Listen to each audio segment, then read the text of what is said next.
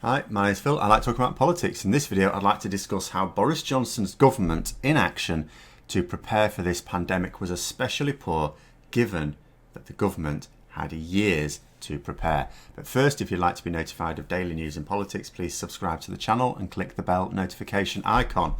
So, for all the government supporters saying, oh, we didn't have time to prepare for this pandemic, they're doing their best. Of course, it's a game of catch-up. We hit with this thing without any notice. Despite the fact that we have dealt with it much less well than other countries who were hit by it first, the government actually knew that a pandemic of this sort was coming years ago. They ran some exercises in order to inform their planning, in fact. So, over 2 years ago, a report after these exercises noted that there was a high probability of a flu pandemic which would result in up to 50% of the population developing symptoms, with potentially between 20,000 and 750,000 fatalities, with high levels of absence from work. Sound familiar? An exercise had been conducted the year before and found large gaps in our ability to prepare. This was supposed to be the alarm bell to put systems in place to deal with it, and indeed a strategy was developed. I hadn't heard of this exercise until today, I have to say, although various bits have been published over the years. I've just missed them out. But I do know that former President Obama made a speech about just such a pandemic coming a few years ago.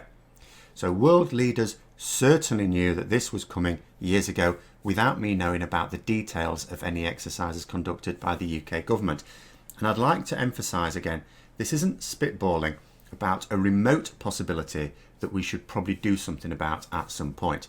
This isn't the same as maybe there's a big extinction causing asteroid on its way at some point. The exercises specifically noted that there was a high probability of this happening. Now, in risk assessment, those who are familiar with it will know that you judge risk based on two criteria: the likelihood of harm occurring and the severity of that harm. What we're talking about was something with a high probability of occurring and very severe consequences. In 2018, we published our strategy for coping with what we believed to be coming, bearing all the hallmarks of the very pandemic we are now in the middle of. In fact, so much so, if you go back to the people who conducted that report, that investigation and that strategy, none of them are showing any surprise at what is happening right now. But the strategy was not properly implemented because the government did not commit the necessary resources to it. This, of course, will be Conservative penny pinching.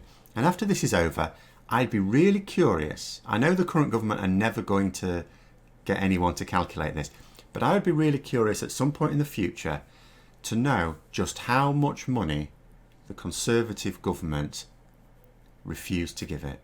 How much money short was it? Because I'd be willing to bet no more than a few tens of millions of pounds, when this is already going to cost us tens of billions in the short term, in fact well over 100 billion in the very short term, and goodness knows how much in the long term. More recently, it was also worth noting that the government, who had already been told what such a pandemic would do, that was years ago, also what they needed to do to deal with it, that was years ago, and have also been fully aware that we have not implemented the necessary systems. Of course not, because it's the government that didn't do that. They did nothing on the back of all of this.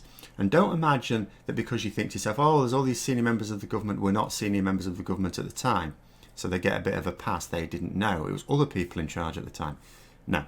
Not only was Boris Johnson a senior cabinet minister at the time, but the Cabinet Office will have informed ministers immediately, even if it was a completely new government. They would have told them back in January when this started, look, we did this exercise, because the Cabinet Office were involved. So the Cabinet Secretary would have said, we did this exercise then, these were the recommendations. You didn't put them in because, do you remember, you wanted to give that money to your rich mates instead of this scheme, so we haven't got this system in place. You might want to think about that. That will absolutely have happened. They will have done their job, no doubt about it.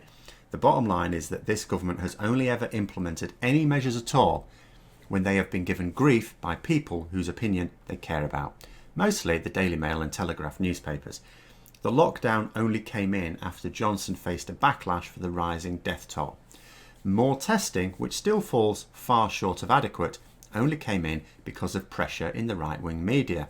The continuation of the lockdown is only happening because pressure has been brought to bear because of the rising death toll. It looks like it's levelling out a little bit now. It does look like it's levelling, but the rate is still really high. Remember, that's the rate levelling out, not the number of deaths. Now, not a single measure has been implemented by Boris Johnson's government without a rant in a Tory newspaper. And I challenge you to name a single thing that they have done before some Tory newspaper was calling for it. You won't find one. You will find several things that they are calling for that they're still not doing, however. But anyway, those are my thoughts. Let me know yours in the comments below. Hope you found the video interesting. If you did, don't forget to click the like button. And if you'd like to support the channel further, then please also click the Patreon link for details. And until next time, I'll see you later.